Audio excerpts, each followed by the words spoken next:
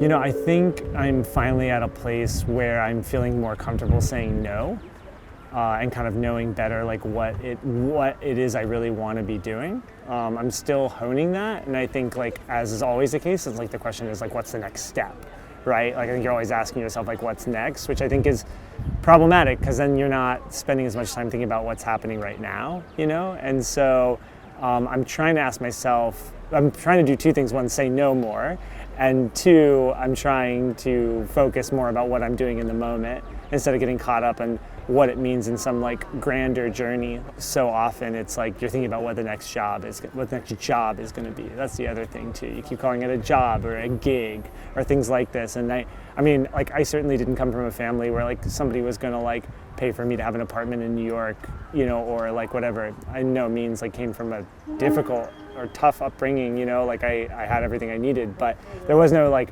safety net in terms of doing film, following my dreams of doing film. So like I always saw it as like, oh, I'm gonna gig, I'm gonna do this, I'm gonna like, you know, so I'm gonna do this, you know, corporate gig because it's gonna, you know, cover my rent for the month, or it's gonna do this or that, you know.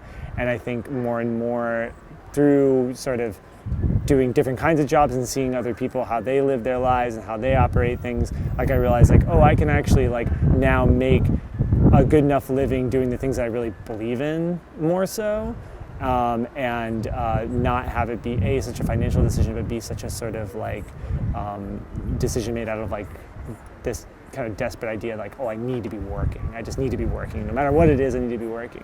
Where do you think you're at now as far as that mindset? What does it have to take for you to be willing to do a job? I think it has to have a couple things going on. One, it has to be pushing me in a new direction artistically, and then two, I think it has to be advancing a mission or idea that I think is really important. And I think like where those two things are married is where it's perfect. Like that's like where it's like, oh, this is like when I first got into film, the intersection I wanted to be at was like I was always fascinated by where films were political, social, emotional. They had impact beyond themselves. But they also felt challenging and formally pushing the boundaries, you know. So I think that's like the intersection I'm constantly looking for. Yeah, I feel like having worked with you before, it always felt like you were 100% in every shoot. Like every time you were working, it's like you were really excited about it. Yeah. Have you thought about that mindset, maintaining that? Yeah, I mean, like I definitely came from like, you know, a child of an immigrant, you know, and like, you know, as I think I always had a bit of a chip on my shoulder because, you know, I think a version of success as seen by my family was largely like, oh, you know, go find a permanent job somewhere, like take a gig somewhere where there's a brand name, a 401k, et cetera, like that's super stable. And I think my level of risk tolerance was like, I wanted to take more risk than that, but I also still had that mentality in my head. So I took the risk, but then it was always at this hedge of like, oh, but I have to make sure I'm taking a certain number of gigs a year that pay this much or do this. But what I started to realize is those gigs were allowing me to get the leverage to then take the gigs that were maybe not paying as well, but like meant more to me. And so then I saw it as sort of like a financing thing where it's like, okay, I'm gonna do this gig because then it's gonna help pay to do this documentary for a week. Now the documentaries have caught up, and now they are just the main gig for me. But yeah, I mean, it's taken me a ton of time. But yeah, I mean, I think like realizing that about myself, I think like it does maybe come from that immigrant mentality. I'm like going 100%, but I think then it's almost like I got to realize that like it's like a cage that I open. It's like a door that I open. It's like if I open up those gates, I know I'm going 100% in that direction. So what am I going to open up those gates for?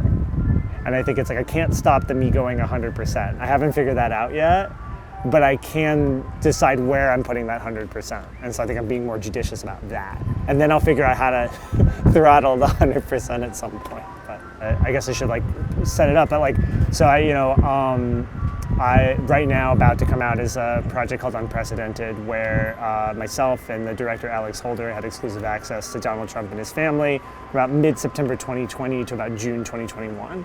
In that time, we interviewed former President Trump 3 times. We interviewed Ivanka Trump 3 times, twice while the family was in office. And we were at the January 6th insurrection. And that project came to me through a company that I largely do what I might not categorize, jobs I would not categorize as being at that intersection of meaningful and impactful, right? And if I had not put my whole effort into the jobs that maybe didn't quite align with that, at varying levels. Some of their projects absolutely, and others were like, okay, I'm going to do this, but it's not going to change my life, right? It's not going to push a boundary in any way. But by putting my whole effort into all those jobs, I was the first person they thought of to recommend for this job that absolutely is at that intersection. Like it's almost like too perfectly at that intersection, right? And so then I was able to just put my whole ass into that. And that came about from taking the effort on the things that like someone else might discount as being like, oh, it's just some corporate job. Oh, it's just some bank job. It's just some like, whatever. And it's like, well, no, like you're there, you're present, you're giving a little bit of yourself. Like if you've said yes to doing that, then that's how you should handle it. It's like, yes, I'm here, I said yes. So now I'm gonna take this as seriously as any other job I would do, despite me maybe not thinking it's at that intersection. And then through that, I got a job that absolutely is. So like, it was totally worth it in retrospect. But even if that hadn't come along, I still think it's worth it. And I find, especially when you're working with other people, that energy you put out is just like it's just so essential to their creativity, their willingness to go to bat for you. It's like, it's hard to put out it's very hard if you're putting out negative energy constantly, right? And you are constantly sort of on the clock and grumpy about everything, and just counting the minutes till the end. And then when you do need to push because you're running late or something happened to the location or started raining and now we're pressed for time, you need to push that crew to go further. Is the crew you've been sort of negative with, had like negative energy, really going to give you positive energy back when you're asking them to kind of dig in and do something for you? Of course they're not going to do that. Like if you've been open, given them proper breaks, given them space to be themselves and be creative, then when you really need to kind of go forward as a team, you're going to be more cohesive that way because they feel bought in to the process. And I feel like that's a huge thing, is like feeling like good energy makes people feel buy-in to both you and them, right? And so then you're in it together. So like, yeah, when you do a good job for a particular job, it's like, oh no, that guy was in it with us, right? And so therefore, like, that energy is sort of this cycle. You give it to them, they give it to you, and it's just going to keep going. And you kill the cycle when you think it's either like a one-way interaction there, that like what you put out isn't going to come back on you, because I think a lot of people see that as like this well that you can keep drawing from, and it's not that at all. It's much more cyclical than that. How did the Trump project combine those intersections for you? Well, that's a journey unto itself, right? Where the project started was, hey, we have exclusive access to Donald Trump and his family, and it's editorially independent, which is like obviously a huge point. It was like if it wasn't editorially independent and they had any say over it, I would have been gone. And I think the company that hired me, that I was hired through, they totally would have dropped the project too. That this wouldn't have been something, they were very nervous. So everybody involved coming onto this was like, okay, do you have your own control over it? And the answer was yes. Okay, from that perspective then, nearly anything else that goes on with the project is semi-irrelevant. A, because I can always take my name off of it, right? But B, sort of, once you're editorially independent, at least there's this knowledge that, okay, I did my due diligence, that in fact, there's no undue influence on this project, there's nothing from the outside. Then as Alex Holder, the director, and mine's relationship grew throughout the project evolved, right? And as events changed, the project evolved. And so it started as, I have like a historical responsibility here. Hey, like if you have this opportunity to be editorially independent and this close to people who are affecting the country this much, there's like this historical responsibility. But as I grew, there's obviously an ethical responsibility, a moral responsibility, I think a political responsibility to look at them rigorously, to, if you're that close, to see every element of them, right? And to embrace their humanity, not because they deserve to be sort of overly empathized with or seen as full human beings necessarily, but to understand that human beings are the people who perpetrate these things. Like that the hate and the vitriol and the negativity that they put out, talking about putting out negativity, is enacted by people who grew up in the same country as the rest of us, grew up in the same environment as the rest of us, rode the same subways, rode on the same streets as we did, They have a very different life than I grew up with, of course, but I think you absolutely have to see where cruelty and disregard for other people is born out of real human beings. Yeah. So I to say where that's at that intersection, I think that responsibility was there the whole time. But as the project wore on, the moral responsibility kicked up, and the political responsibility kicked up. And as the lie continued, I think Alex's mission probably came more aligned with where mine was at the start, which was we should be demonstrating. We don't even need to do much on our end to do it, but our footage will demonstrate the effect of what they're doing to the country. And then ultimately it came out in this just huge eruption, this horrendous eruption in January 6th. But if January 6th hadn't happened, that still would have been obvious through the film. You talk about kind of the responsibilities that you have. How do those manifest themselves when you're working on the project? I think first of all, being present and being aware and seeing everything as much as you can, hearing everything. I think it's kind of helpful to use examples. We were at our first event, which was with Eric Trump, and we were in Pahrump, Nevada.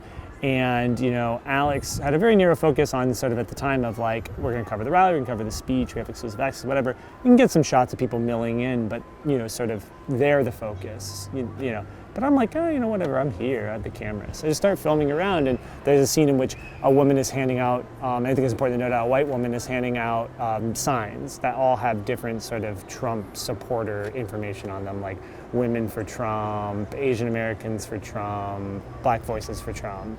And a Black woman approaches this woman who's handing out signs and says, "Oh, I'd like a Women for Trump sign." And this woman says, "Oh, well, wouldn't you prefer a Black Voices for Trump sign?"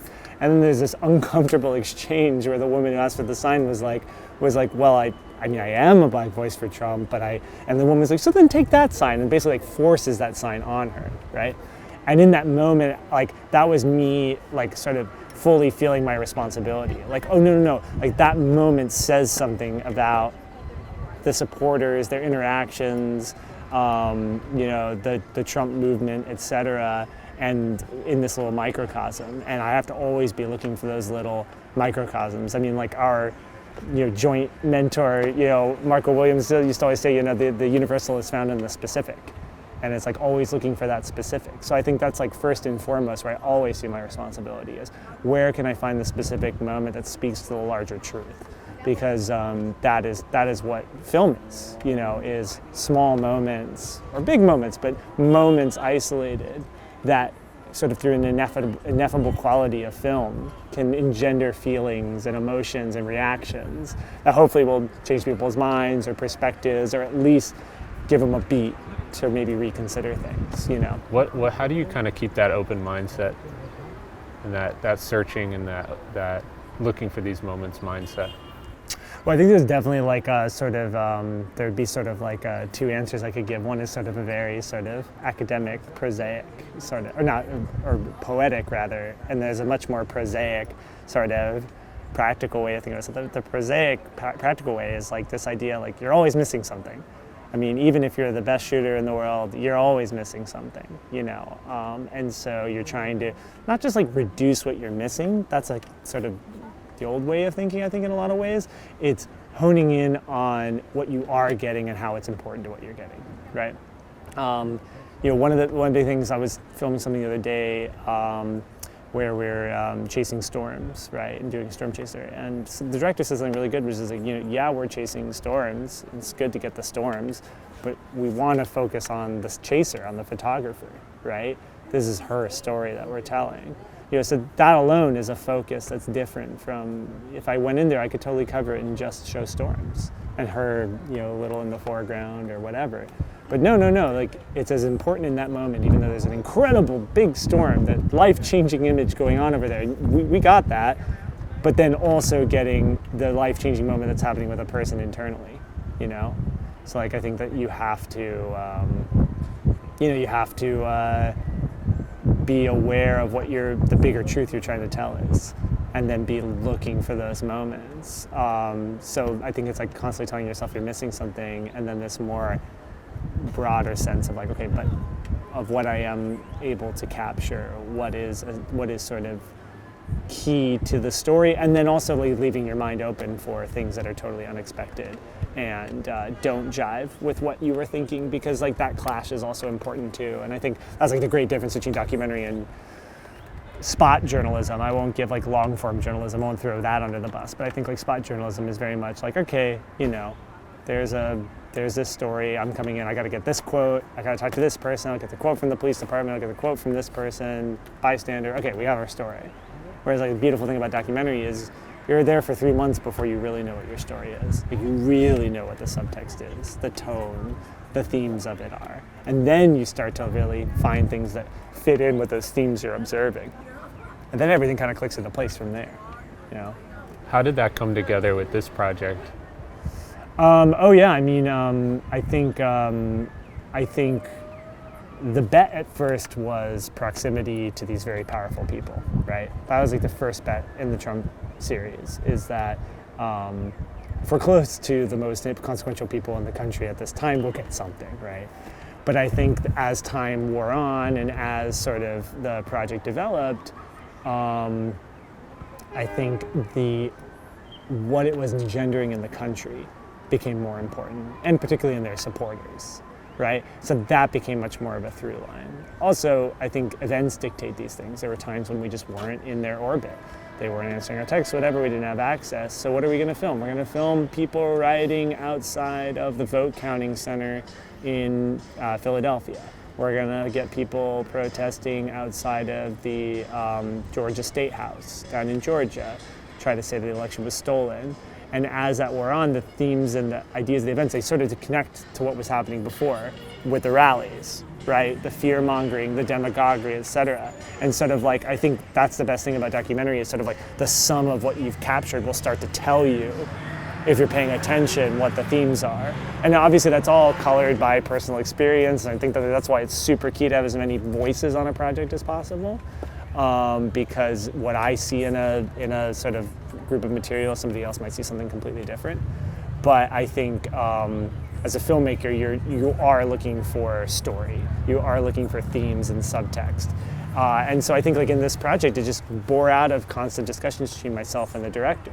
We'd finish a rally, we'd finish an event somewhere, and we'd be like, whoa, what did you think about this? What this person said? What do you think about what that person said? What do you think about that woman who said that she can't find a boyfriend because she's going to too many Trump rallies? Like what does that make you feel? What does that say about what we're filming? Are you uncomfortable with that? What do you think about what's the history here?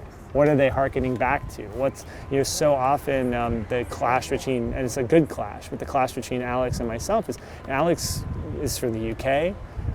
He comes from a background, his family fled the Holocaust, so I think he has a very strong skepticism toward power and, demagoguery, and so I think it's a great perspective. He's also from the UK, and so therefore the politics is foreign to him, right, by nature. And me, I feel like I'm just very steeped in this, so I'm almost like totally in the kind of American bias.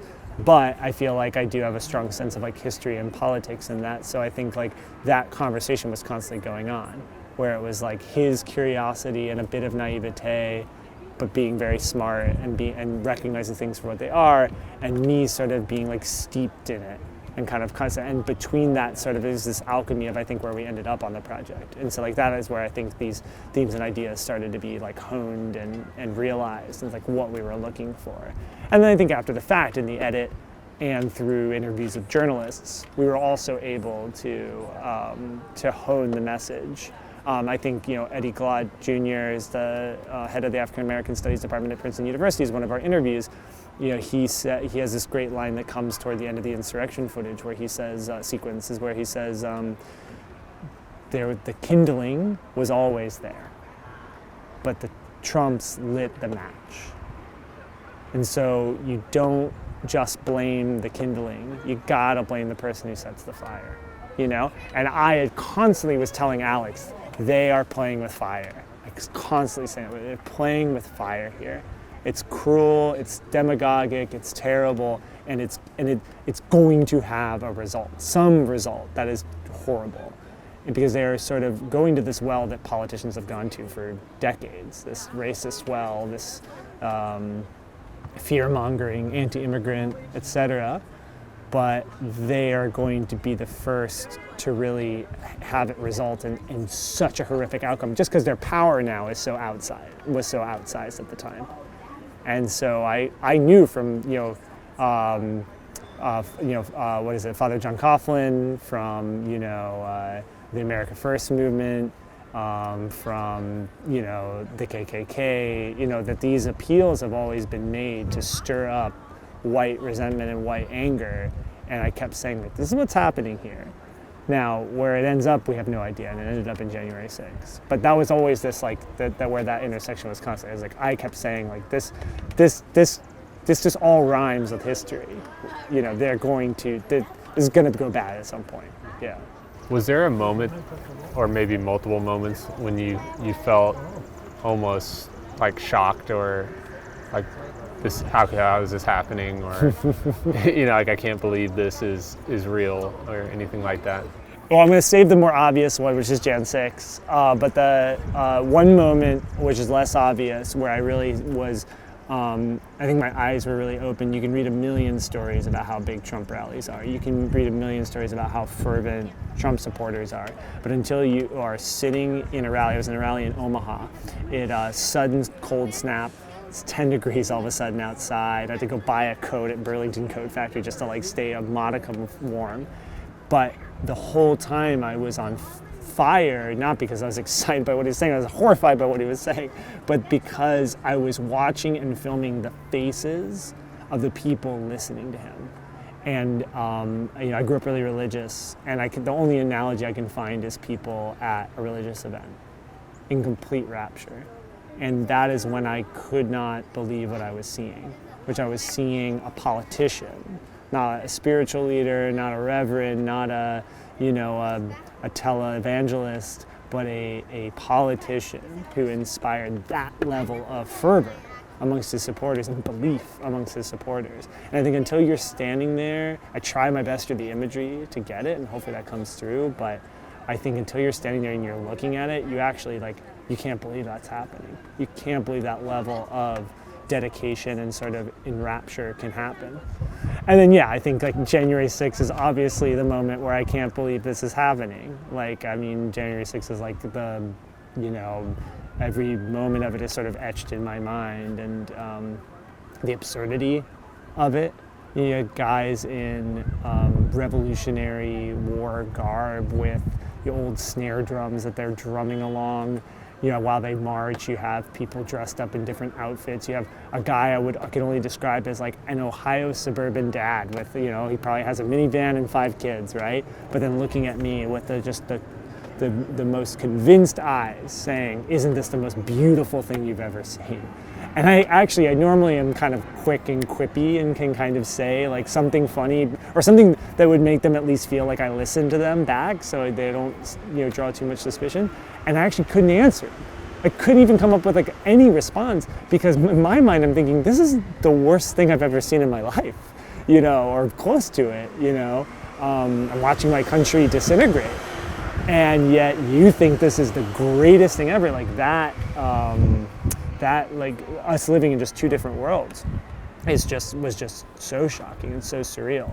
But then, there's so many moments during the actual insurrection, which fit that. I can get into those if you want, but I don't want to stray. Yeah. I'm curious because I feel like this all kind of just plays into, important topics, but it's also what was it like being there from the perspective of trying to capture it, but also you're experiencing it.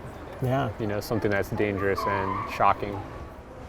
Yeah, I mean, I think one of the things I've always had to live with from this experience is like a bit of, I've been calling like PTS. It's not quite PTSD. Like I wouldn't go as far to say that like it's totally ruptured my life, but I definitely, especially in the ensuing months afterward, was more tense, more agitated, more easily frightened. I always tell a story. I was like walking the street at night in New York, which I've done a million times, lived here for over a decade, and someone was walking behind me, and their shadow came visible kind of before, and they were behind me, so I didn't even know who they were or whatever. And I just saw the shadow, and the shadow made me just jump, like, wah! And then the dude felt so bad. He was like, "I'm so sorry." I was like, "Oh no, I'm in another world and place. It's cool, whatever." But like that was like the level of sort of like I was like really on edge, and I think that was a direct result of multiple moments during the insurrection. I would say the main one of which is, or two, I would say. One is, so there's a young woman, Roseanne Boylan, who's from Kennesaw, Georgia. She was trampled under a crowd by the West Gate where I was filming. And all of a sudden I see this group of people move toward me with something's going on. I just tilt the camera down, just like, what is going on? Tilt the camera down.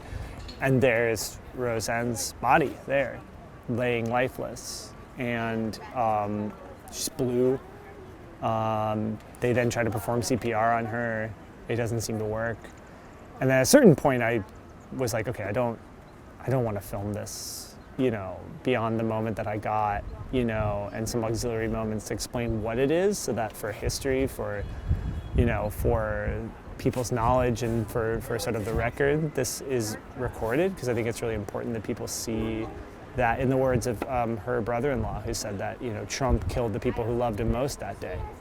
That was someone who loved him the most dying because of his lies. And I hold her death against him 100%. And I think it's really important to capture that. At the same time, I didn't want to belabor the point and keep filming it and maybe somehow be in the way and affect how she might get care. But, seeing that, like, that doesn't leave you, and then almost, 30 seconds, 60 seconds later, so what I think is one of those great, like, you're talking about surreal moments, I filmed that, and then I decided to pan the camera left, and what do I film? I film a woman, she's crying in reaction to what just happened, and she's wiping her tears on an American flag. If you fucking wrote the script, someone would be like, oh, like, that's on the nose, you should probably take that out. That's like too obvious, right? And you're just like, life is that surreal. Like, life is that insane. And then shortly after I filmed that, a guy comes up and tries to rip my camera out of my hands and then attacks me and tries to throw me to the ground. Really luckily, I carry my camera on like a kind of like a rubber band, kind of held the camera in place. And luckily I was able to keep the camera and keep my footing somewhat, but I kind of stumbled down the stairs and I had like 15 people around me all telling me to get the fuck out of there and I'm not wanted there and I don't know, you don't look like a Trump supporter to me and blah, blah, blah. And I managed to like hold my ground and stay there till the end, but that was pretty fucking traumatizing, and I think that that's definitely where probably most of my jumpiness and stuff came from, because it really came out of nowhere. I mean, being attacked is in the film, but it's not great footage of me being attacked because it's like a guy's torso, the camera shaking, flying in the air, and me saying what the fuck over and over and over again, which is great. Which I like. Yeah, I imagine, I don't know if when they show this in Congress, they're gonna bleep my what the fucks, but I don't even know they're gonna use it, but I think like all those moments, they all add up. And a lot of them are just so surreal. And people's glee that day as well. There's a shot where I have a guy getting a gas mask ripped off his face. He's got a bloody face. He's being carried by two guys, and then they get to a certain point, and like literally the Washington Monument's in the background, and they're like at the end of like a buddy comedy. They're like literally like at the end of like The Hangover, and they're like shaking each other, like laughing, going like, "That was incredible!" And you're thinking like, this is incredible for you? This is all of this is incredible? I saw people bloodied, I saw people dying, hurt, and like, this is an incredible day for you? Like, that's nuts. I mean, I agree with one of the officers, he said that he was getting beaten up And then a guy came and like pulled the guy who was beating him up off of him, and that was how he was able to escape. And he said, like, I'm really appreciative for that person or those people who helped save me, but like, they shouldn't have fucking been there in the first place, was his words, his exact quote. And like, that's how I felt the whole time, was like, there were people there who did sometimes show me like concern, like when I was attacked or whatever, but then I kept thinking like, but none of you should be here right now. You know, none of you should be doing this, you know? So all of the, January 6th is like such a complicated day.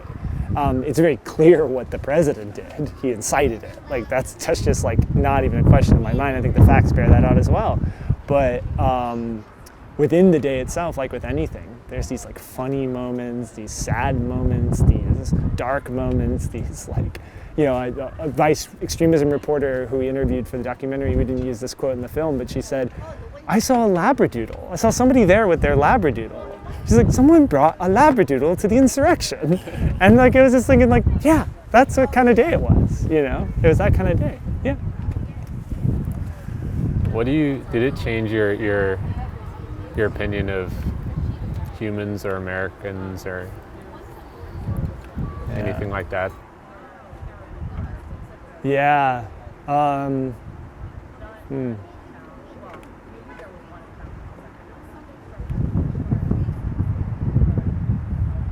I have always known that there's people who have a different view on how the country should be run, or how, you know, how we should relate to people of different cultures and how we should relate with the rest of the world. And I've known that's been true about America. I've always sort of discounted those people as maybe like ignorant, or people I don't necessarily have to interface with. And so therefore, like, I can kind of just like leave them in that mentality and leave me in my mentality. And I think I very much realized that I was sort of living in a certain amount of naivete, where no, these folks really do believe what they're saying. They honestly believe that this is what's best for the country in their mind. And I think like that awakening to the lengths that folks like that will go and what they'll ignore, you know, is truly shocking, and it was upending in a lot of ways. And I think I lost a lot of faith in our ability to reach across and talk to one another. I think I'm somebody who's always looking for consensus. I'm always trying to find a way forward that benefits everyone to some extent. And I think I've kind of hit more of a realization more and more that at least for a certain group of people, that is just not possible because they're not acting in good faith. There are Americans who are so far gone in their own selfishness and their own ideology that the goals, the idea of laws and the government being for the betterment of everyone left a long time ago. And it became much more about the betterment of themselves and their political ideology and all of that. And I think that, you know, that is just that's sort of like, that's not the people you need to engage with. And I think like realizing that there were just so many people that are in that group that you just like, it's dispiriting. Look at what's happened. People have died. And instead of seeing that as maybe we're, and I'm taking on the first person of them, maybe we're responsible for this, right? Maybe thinking a little bit like, oh, maybe I'm the cause of this. It's no. It went back to, it was Antifa who was there. I can promise you it was not Antifa who was there. It was Trump supporters. They left a Trump rally wearing Trump hats, saying Trump slogans. They had Trump flags. I just don't think any group would be organized enough to pull off an acting job that efficient, right? It's insane.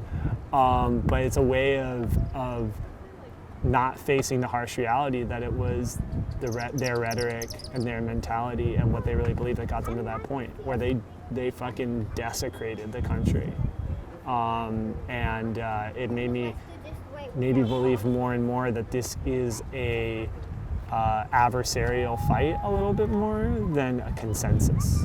That like, yes, there are people who are going to have consensus, but it's not the people who were there that day, and it's not a lot of people. I think consensus is going to have to come from the people who honestly believe that, once again, like the government is here to benefit as many people as possible and to raise people up instead of being for a particular group and a particular ideology and forcing that down people's throats to the point where people are dying on the steps of the Capitol. It's funny. I filmed a lot of Black Lives Matter protests over the summer in 2020, and it's amazing. So rarely was I ever met by somebody who was questioning my motives, and when they did, we talked about it. We had a conversation.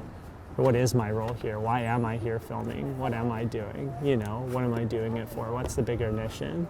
And they were willing to have a conversation about it. We may not agree, or we might agree by the end of it, but and then ironically, those are the protests where people weren't nearly as violent, where people didn't bring weapons, where people weren't throwing spears at cops, where I saw the most police brutality, and where I was brutalized the most by the police. I got to the end of January 6th, and from my experience shooting other actions, other events that were disrupted by the police or whatever, where there's police action, I was at the end like, okay, like this is where we get arrested. Like they've kettled us, they're leading us out. So they have a guy at the end who's putting cuffs on all of us. I gotta figure out how to get this camera to the director before I, go to jail and have to figure this out. And yet then I walked out and nothing was happening. And so I filmed that, and that's in the series. A phalanx of cops. They created like a corridor for people to just walk out into the night. And that moment definitely stuck with me. And that was a moment that was like the contrast was so clear. And like the thought in my mind came immediately with no media influence, with no other voices in my head. The thought was like, oh, this is what it means to have a white riot. This is a white mob. They get treated differently.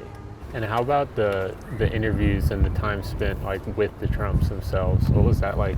Yeah. One of the hardest parts about interviewing the Trumps is that, first of all, that they don't stop saying exactly what they want to say and nothing else, right? But I think sometimes the key is that they say a lot of things that they don't realize are horrible and that are wrong and are incriminating potentially. They just don't realize it, especially the father. But the hardest part is keeping your mouth shut. The hardest part is like not giving away that you think, that at least I think, that they're just wrong and dangerous and misguided and destructive.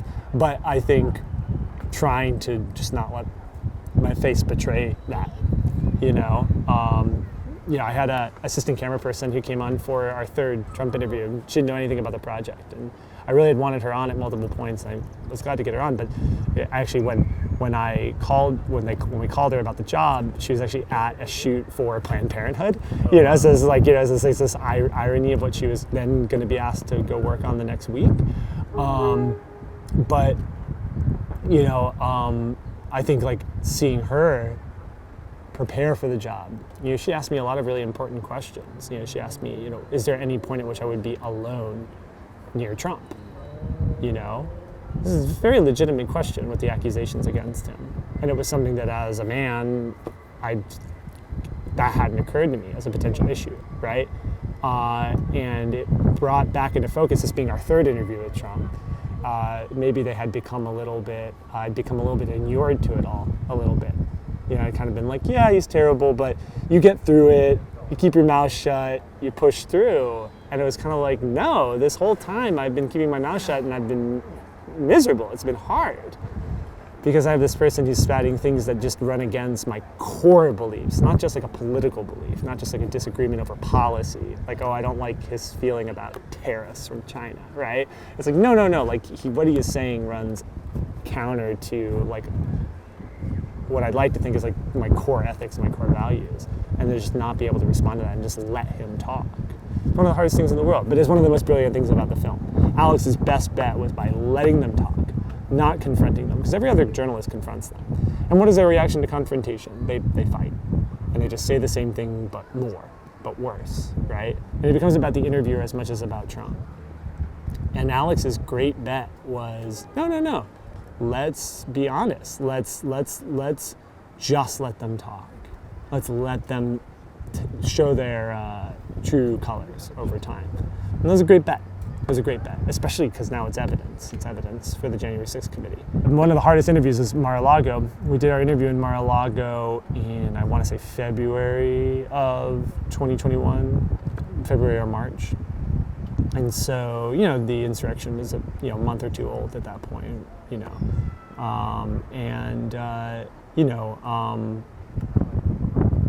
I was still feeling it. I was still feeling the residual effects of having been there. And then there was the guy who was responsible for the whole fucking thing who felt zero remorse about it.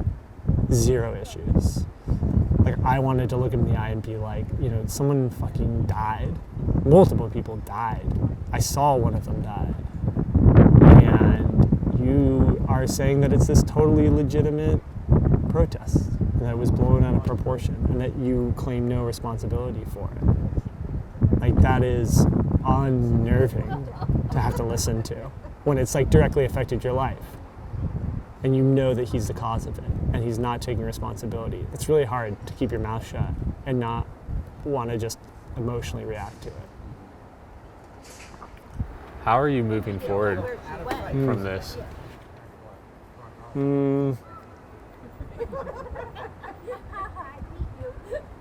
So I think a way forward is trying to find more action to be involved in.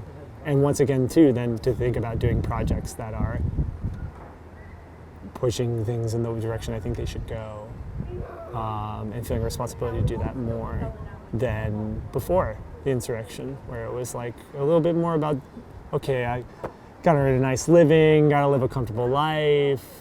That has fallen by the wayside a little bit.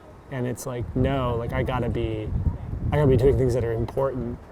I also think, just talking about what it's doing to me going forward, I am like I've always been a little bit like I'll do anything to get the shot kind of person, but I've just become much more of like, to be just dead honest, like a risk taker, and like not in like any sort of like sexy like action star kind of way, but just like I will take a job where I'm like, where they're like, oh, it's like you're gonna be chasing storms, it's maybe kind of dangerous, like the car, and I'm kind of like, fuck it, who cares?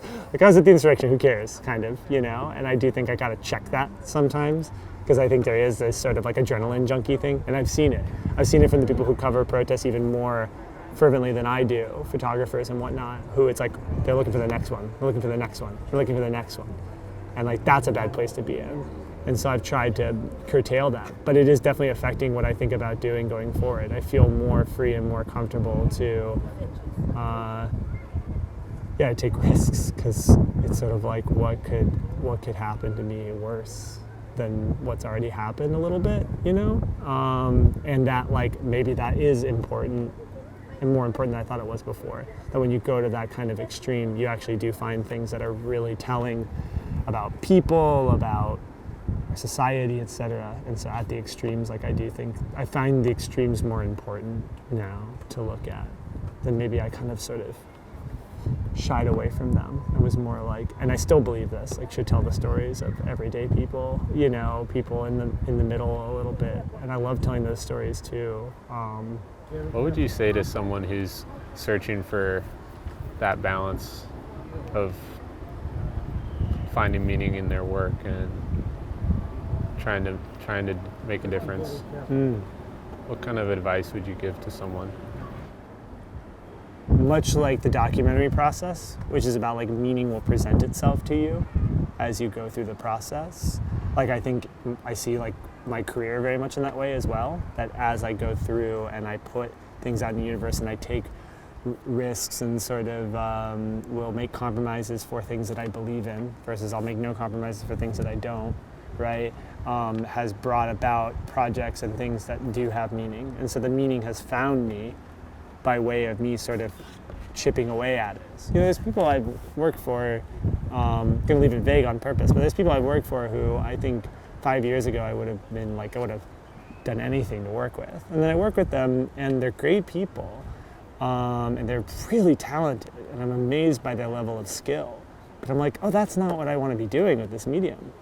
And as important as this project is, or how cool or well-funded or famous the person is or whatever, it's like, oh, this doesn't fit right. And then other things, they absolutely feel that way. And so then when it feels that way, you like run at it. And you're just like, okay, now this person gets that 100%. This person is going to be where I go right in, I slot in. And I think the advice is tough because that's sort of hard to say. I think it's individual to the person. But I think the key is find people you can work with who not only fit your vibe, right, would be a simple way of putting it, but who are on the same page as you. The fewer conversations you have to have because, like, you are in sync, the better the work is going to be almost every time because you are sort of on the same page, and then the conversations you have can be more advanced because you're past the first principles of like how to do this thing, what your ethics are, right? What your morals. That's a huge one with documentary. I see people who like just burn through contributors, participants in their documentaries, and just like get the most intense moment immediately. Not the way I want to work. Yeah, I want to go back 3, 4, 5, 6, 7, 8, 10 times with someone, meet the family without the camera, hang out with them, have dinner, get to know them as people before we start sticking a camera in their face. Very personal thing, And so when you find people like that, just keep doing things that way, like it's so much better. Then the people who are like, maybe rubbing the wrong way. They go rushing in, they just want to get it and go. Maybe you just hold off on that, maybe you just like don't work with them as much, But I think you can learn something from every job. So I don't want to discourage people from pushing their boundaries, but that's kind of where I've kind of found that like push and pull. I just want to put out there that no one in the film industry works alone. I guess maybe like Bo Burnham with Inside worked alone, but even he has like colorists and editors and, so maybe not even. Anyways, I guess I want to say that like I have the most incredible crew on all my projects, but I have to say on the Trump project in particular, my AC, Tommy Duncan, my gaffer for a bunch of the shoots, Mike Wilson, also Donnie Arrows, our sound recordist, Tim Camarda, who was on a bunch of the shoots, our local folks in a bunch of different cities who just made things happen. These are really difficult circumstances. A lot of people were sort of more or less politically aligned with me and probably with you and with a lot of people who don't like Donald Trump, but they were able to hear me out and be like, hey, listen, I trust this filmmaker. I think this is worth your effort. And then they thinking that was true, knowing that was true because they trusted me, they put their whole effort into it. And they made the project so much better as a result. And so that buy-in from them is like huge. They didn't have to. There are people who said no. And that was totally within their right. This is a freaking scary project. And it's a very, very tough subject matter, and very tough to be around those people, So I appreciate the hell out of them. So yeah. I appreciate you for filming it. I think a lot of people wouldn't do it either. I do have to say, I guess the one thing I'll say, as a final note is, as I was getting closer and closer to Capitol Hill, every step I took was like a new bet on how risky it was. Is it worth it? Is it worth the camera? Is it worth me? Is it worth it? And every time I took a step further, it was because I was like, oh, I'm seeing all the other footage I shot before of them stirring the pot, racist appeals, demagogic appeals, all these horrible rhetoric and actions they were taking. Everything they did before led to that moment, and the links were so clear. So every new piece of footage I got at the Insurrection was more and more, made that footage much more valuable in showing the cause and effect. And so it's like re-upping every time. But it's definitely re-upping, all right, is this worth it? But then you got, then that's the horrible thing about the day, is that it is the best verite scene I might ever shoot, because every single shot was a worthwhile shot, right? It's not true in most verite, right? But that's horrible in the sense that it's this horrific day. So there's this weird intersection of this is incredible footage, and this is a horrible thing. Yeah, I think that's the dichotomy I've been living with the whole day. It's like, wow, this is the most incredible thing I might ever shoot in my life, the most important thing I might ever shoot in my life, and yet it shouldn't be happening. And I don't want it to happen. I want it to stop. But I also am going to keep filming because it's important. And I feel good about what I'm filming to some extent because I know it's so important. I know it's going to be important. Yet, it's fucking horrific. So like, that tension I'm gonna just have to live with forever. That's really the hard part. Yeah. You did what you could with the situation, you know. It's important. Yeah. I think it will make an impact as well. I hope so. I hope at least put to bed that it was Antifa. Like,